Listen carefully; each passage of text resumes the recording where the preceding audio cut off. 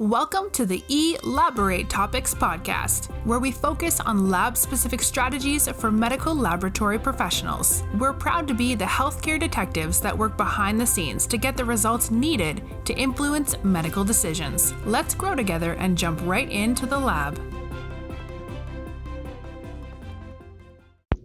Imagine you are on a high, you're very excited about a recent interview that you went on. And then you open up your email and you read the email and it says, "We went with another candidate." Or even, "Thank you for applying, but we decided to go in another direction." It could be just as simple as, "Thank you for your interest, but this position has been filled." Have you all ever had that before where you have seen one of those thank you, but no thank you emails?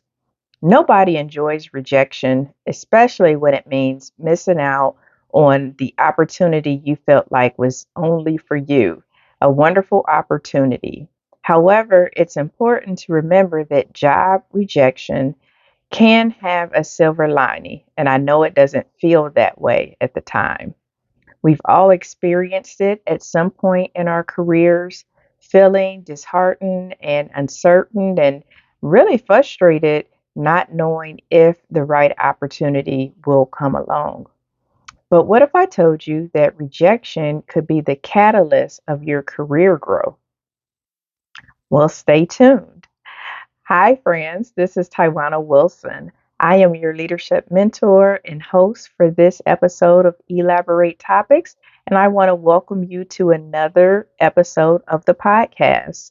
It releases each and every Tuesday, so you can go and catch our new episodes as well as go to directimpactbroadcasting.com and review the catalog of episodes that we have had to date. Make sure that you share it out. Make sure that you go on over to our partners over at LabVine to check out all of the laboratory content that's on that platform as well.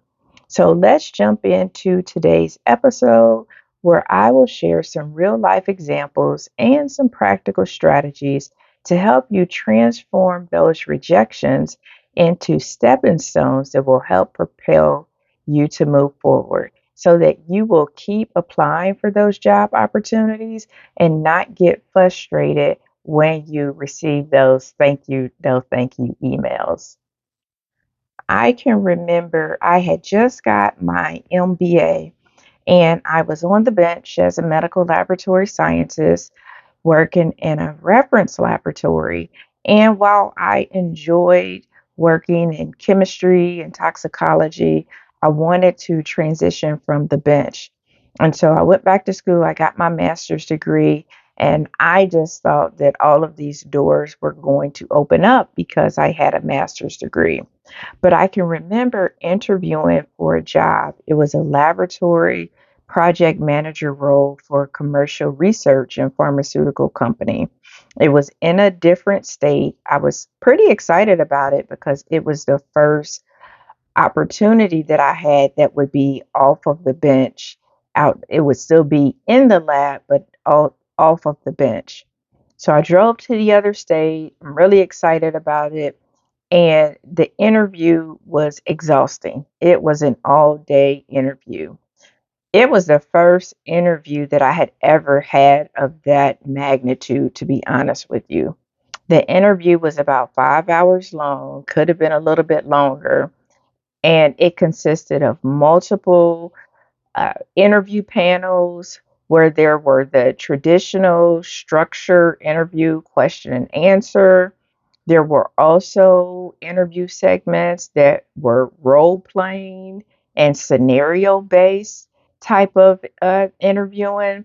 There was a section or segment of the interview that consisted of a writing prompt for me to answer the question.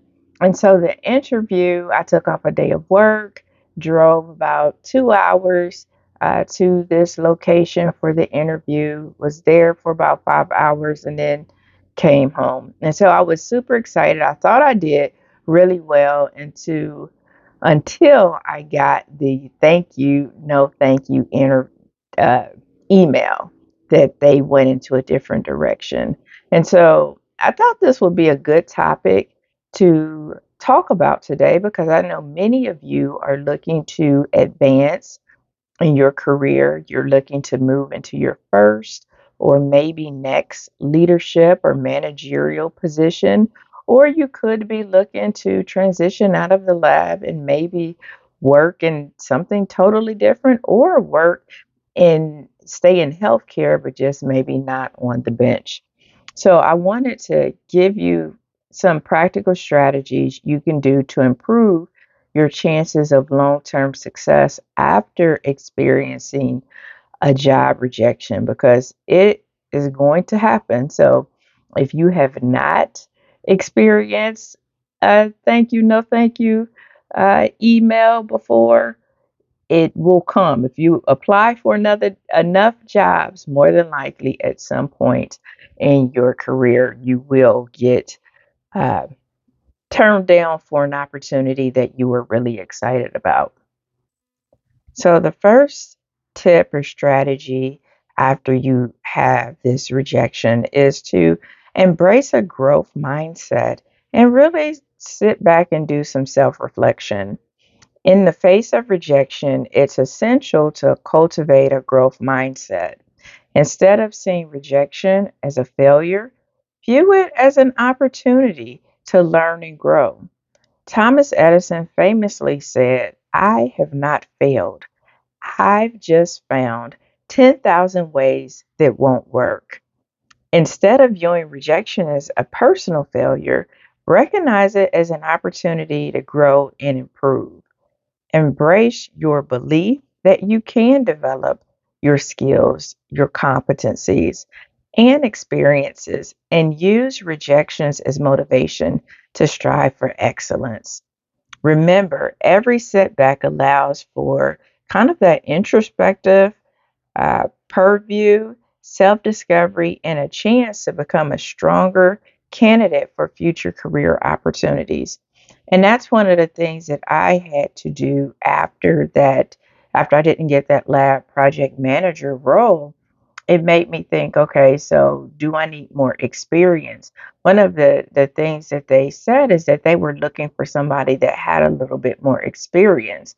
Well, my experience as a medical lab professional had predominantly been on the bench. I had worked in, by that time, a few different types of laboratories. I worked in a reference laboratory. I worked in a government laboratory by that time. I also worked in a hospital laboratory. And I think I might have even worked in a research lab by that point. And so but they were all similar roles. So I was getting new opportunities and I was making additional money along the way, a couple dollars increase here or, change shifts from third shift to first shift in this move, but not necessarily getting additional skills. So I got additional education, but I really didn't have additional skills. And it could have been that I was not able to effectively communicate the skills that I had, outside of saying I got this many years of bench experience and I have this degree, but not really being able to translate my experience to what they were looking for.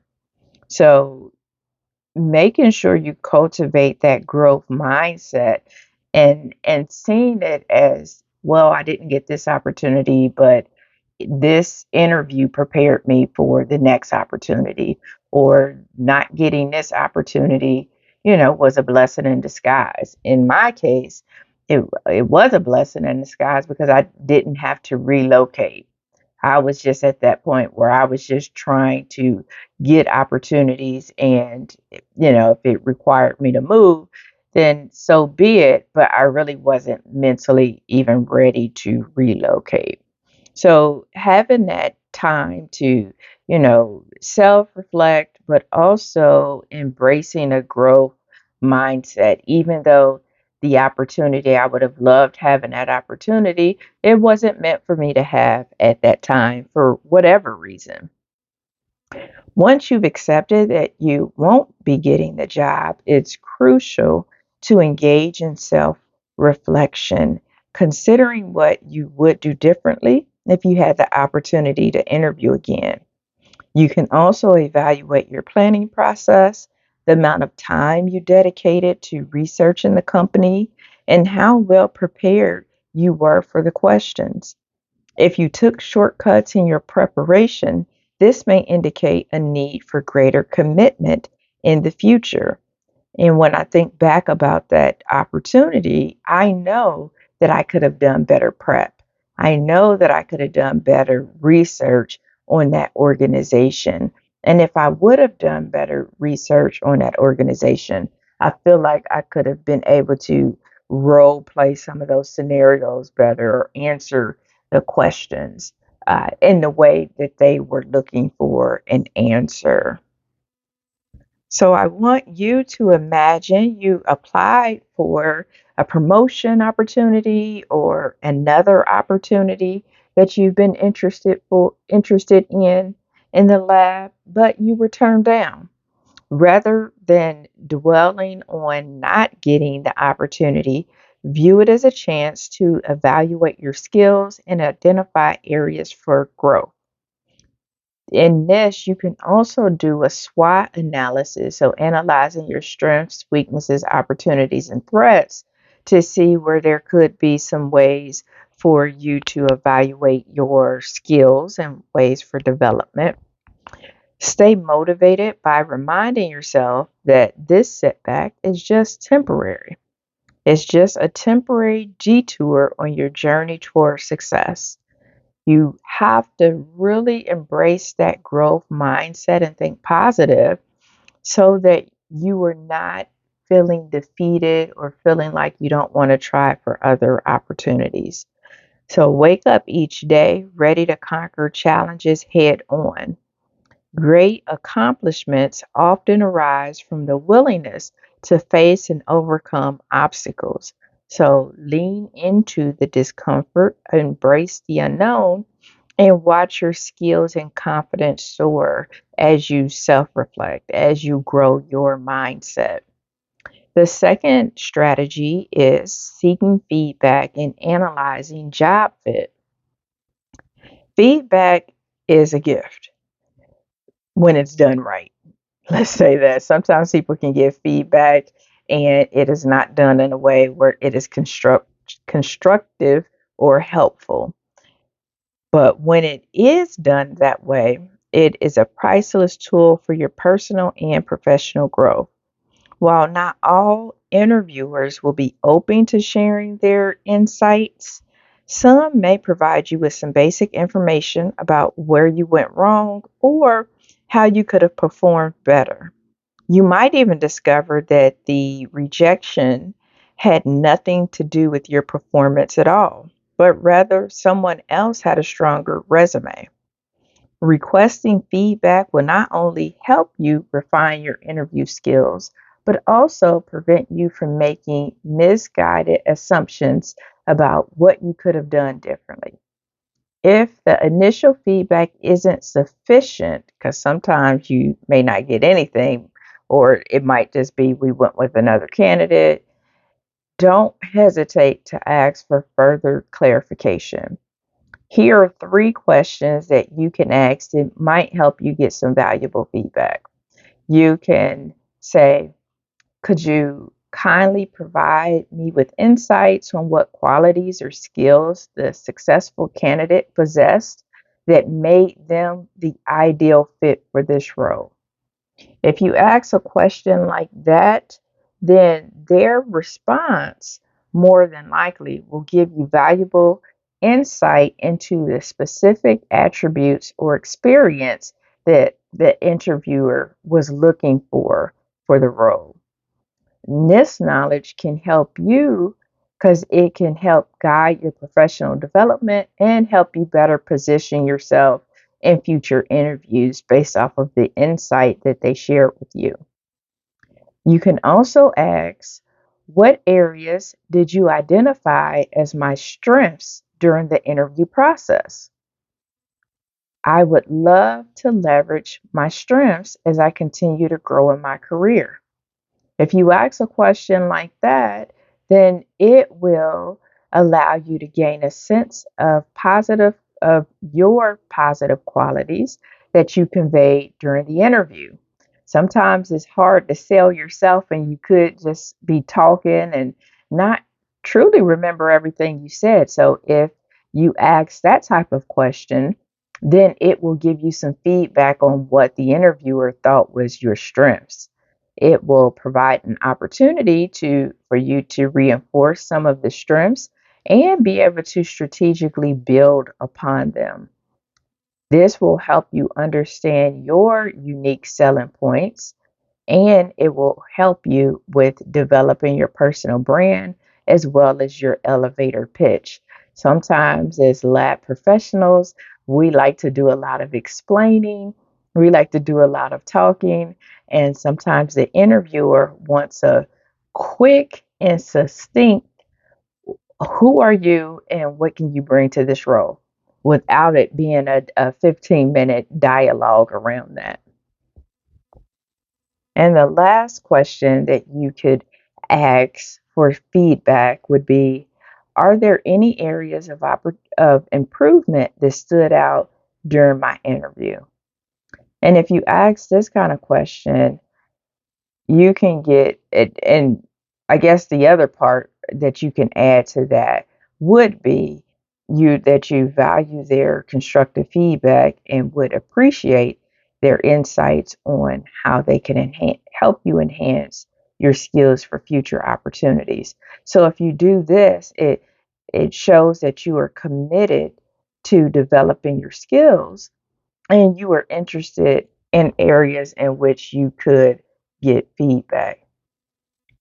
In addition to asking the interviewer for feedback, you can also ask or seek additional feedback from your mentors, colleagues, and or supervisors or managers that you trust, as it provides valuable insight and help you identify areas for improvement.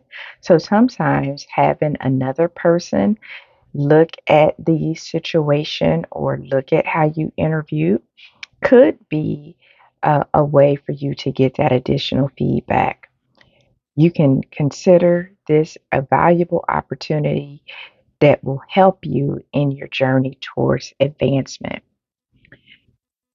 Another key thing to remember is that job rejections can also result in distinct requirements not being met or limited in your certain experience for what they are looking for in certain areas. So, as you are seeking feedback, also look at job fit to overcome some of the hurdles that might result in job fit that it may not appear that your experience aligns with it is focus on highlighting your transferable skills that demonstrate your adaptability and your ability to learn quickly, and emphasize your leadership, potential, communication skills, problem solving abilities, critical thinking, and your passion for personal and professional growth. When you look at fit and if you position yourself as a well rounded candidate, it will definitely increase your chances of securing your next opportunity. So think about fit as well. And make sure when you're looking at different roles, whether it's a promotion opportunity or an opportunity just for another job role, analyze or think about your desire for wanting that role because it will come out in the interview if you're just trying to get the role because you want to make more money versus if you are really passionate about what that role entails. So seek feedback and also you want to analyze fit to see if it's something that might be in alignment with where you want to go in your career, and if you have the skills that are needed and conveying those skills in a way that fits the job description. The third strategy is enhance your elevator pitch.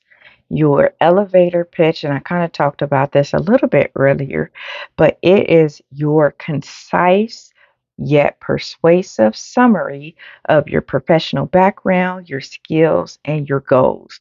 You don't have 15 minutes to try to sell somebody on you. A lot of times you only have 30 seconds, maybe a few minutes to be able to showcase your unique strengths and resonate with potential employers. You want to practice delivering it with confidence and clarity. The more you say it, the better you will get, and you will be and sound confident when you say it. It will not only help you during your interviews, but it will also allow you to confidently promote yourself in any professional setting. If you're networking, if you're pitching yourself, and we did an episode around pitching yourself, whether it's pitching yourself to be a speaker for a conference or pitching yourself for an award or scholarship. I will list that episode where we talked about pitching yourself.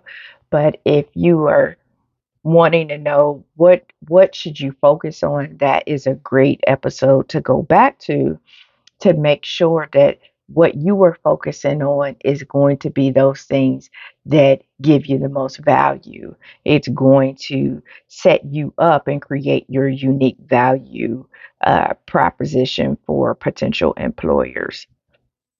So, as you are thinking about your elevator pitch, and for example, if you are wanting to stay in the lab but advance in another role, you want to convey your passion for the lab and your drive for personal growth during and your passion for personal growth.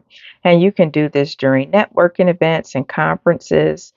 That way, people will know that you're interested in the field, and maybe you have started to develop an affinity for one area of the lab or one discipline over the lab over another. So, this is an opportunity to showcase your passion, any success stories that you have had. You can highlight how you've overcome challenges and even contributed to your current workplace. So these are all things that you can put into your elevator pitch so that when you're interviewing for your next role, you are talking about those things that are related to the job that you are going to get, but also highlighting those experiences that you've had in a succinct way. You're able to say, the things that you do well. You're able to communicate, what would they get by hiring you very quickly. So always enhancing your elevator pitch. And even if you don't just say your elevator pitch, if you know those things that you want to focus on in your pitch, whether those are highlights of your career or ways you've made an impact or what made you happy in the lab or happy in your current role, or why did you decide to get into this field, it will allow you to have some conversation topics that you can talk about as well. I know that uh, a lot of us lab people are introverts, and sometimes starting conversations is not always easy. And so when you get in the habit of creating these pitches, it will also give you some additional content to be able to pull from when you are in these conferences and workshops and webinars and things of that nature. The fourth strategy is expanding your network. Networking plays a crucial role in career advancement. Using job rejections as an opportunity to build connections and expand your professional network is key. Engaging with like minded professionals fosters collaboration, provides valuable insights, and increases your visibility within the medical laboratory community, within your hospital. It could be within the professional societies. So, building your network. You want to connect with established professionals who are in the field, inside the field and outside of the field, who are maybe in healthcare or maybe in business or maybe in a related industry, who can offer some insight, advice, or potentially recommend you for suitable opportunities. I've talked about this before, but in my last role, where I had the opportunity to start a mobile diagnostics program, being in the uh, mammography space, it helped that I had a relationship with a friend, or a connection with a friend who was in the women's health industry. She was a nurse, or is a nurse by background, and she was working on this project, and they were looking for somebody to build this program from the ground up. Originally, they were looking for just somebody that had a business background, that really had that business insight, not necessarily radiology insight or necessarily healthcare, but looking for somebody that really had that business background, that had experience with uh, business plans and starting programs and things of that nature. What they didn't really realize that they also needed, because this was a community based program, is they needed to have somebody that had connections in the community, right? That wasn't on the job description, that have connections in various aspects within the community to be able to, get the van to businesses, get the van to not for profit organizations at not career fairs, but health fairs. And so having people in the field who can offer you insight, because I didn't necessarily think that my skills in the lab would have been transferable to that opportunity. And so when you connect with other professionals who can give you insight, give you advice, can uh, look at ways of looking at your transferable skills that maybe you didn't consider before, that will lend ways to other opportunities.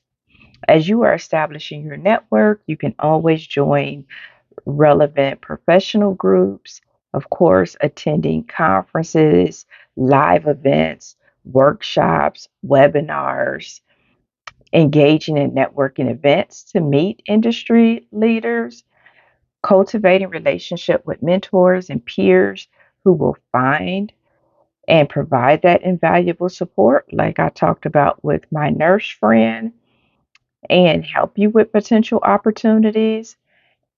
And when you have a mentor who has successfully navigated the career path that you might be interested in, then they are able to give you some guidance. They're able to help you with motivation, and also leverage their connections and their prospects for some potential opportunities that may or may not be advertised yet. So, you want to make sure that you find some mentors, some advocates, some sponsors, and that you have in your network, and those people who are a little bit further along in their journey than you are, that might be able to give you that additional wisdom or insight that you may not have yet. So, expanding your network is your fourth strategy. And then the last strategy that I will leave you with is creating a personal development plan and building resilience. So, as you think about, how you went on this interview and you didn't get the opportunity, think about honing your interview skills.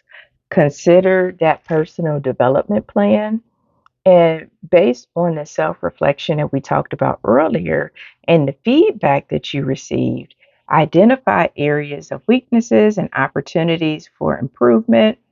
You can concentrate on becoming a more desirable candidate rather than being fixated on factors beyond your control, such as whether or not you were likable. Did they like me? Did I come off as having a good personality?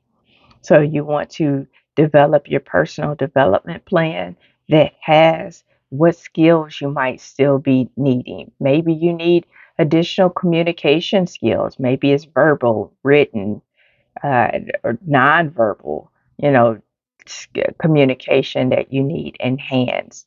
Maybe it's highlighting your strengths and being able to look at your all everything you're involved with inside and outside of the workplace and see what transferable skills that you have. Maybe it may require you to, get a certification or take a class so that you have better business acumen. So having that personal development plan based off of where you want to be, what is your ideal career, and then that will help you to be able to have some better skills so that when you go on the next interview, and also don't be afraid to do mock interviews as well. So mock interviews and asking your network to help in your personal development plan. You want to build resilience, and it is essential for navigating the job application process because you will, depending on where you are in your career, you may submit a lot of applications, and from some of the entities, you might not even hear anything back. And then others, you'll get to the interview phase, and then you may not be selected at that point after going through, numerous interviews and submitting numerous documentations based off of what the employer is asking for and still may not get the opportunity. But rejection is inevitable for most people before they land the job that they are really happy with. And job rejections, you have to remember this, is that it's not personal, but it really is a part of the process.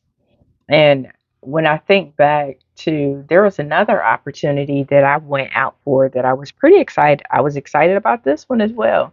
I had got my master's degree, and I'm again thinking all of these doors were going to open, and I found it really difficult to get that first role off from being a bench tech.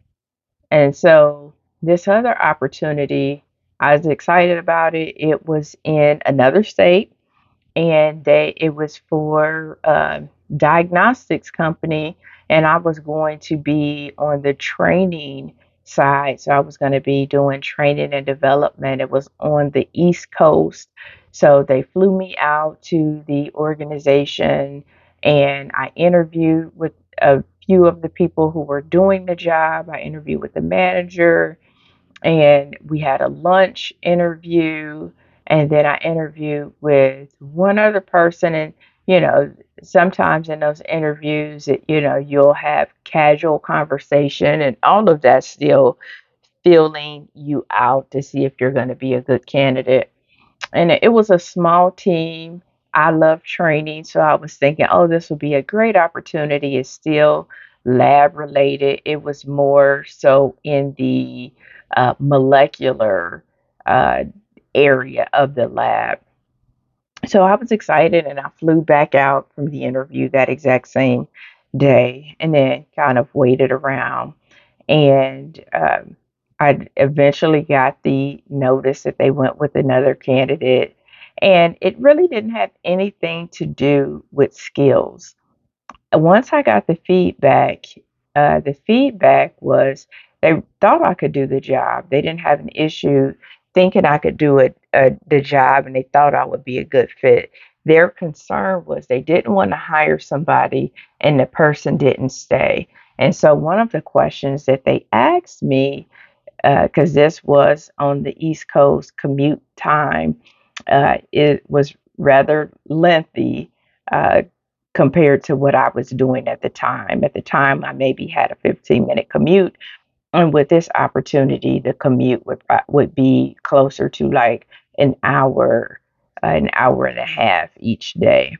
And so they asked that question because they was trying to kind of feel me out if that was going to be a barrier or not to come from a 15-minute commute to a longer commute and, spending all the time training me and getting me up to speed only for me to, uh, not want to stay with the organization or say that the commute was too much. Building resilience is going to be important and critical on your journey as you apply for different opportunities and you experience rejection along the way.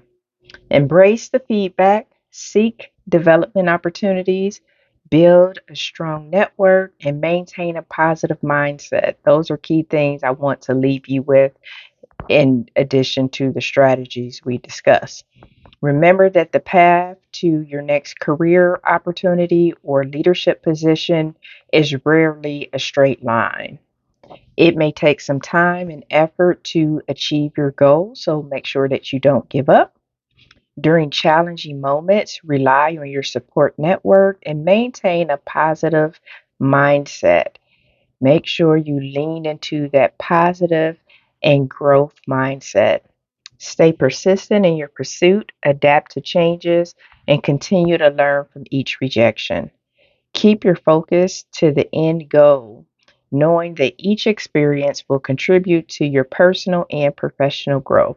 And by doing so, you'll approach each opportunity with newfound confidence and ultimately find your next dream job or your next career advancement opportunity.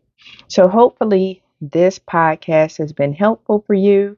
If you like these practical strategies for helping you maneuver through your job and career and leadership tips, then make sure that you stay connected with me on LinkedIn. That's Tywauna Wilson on LinkedIn. My co host Lona Small and Stephanie Whitehead and I also have an Elaborate Topics group on LinkedIn as well. So make sure that you get connected with the group. I hope you tune in next week when we have another awesome episode, a great topic, and amazing guests. If you want to be a guest on this show, just let us know that you're interested and what impact can you help make for our listeners who are listening to the show.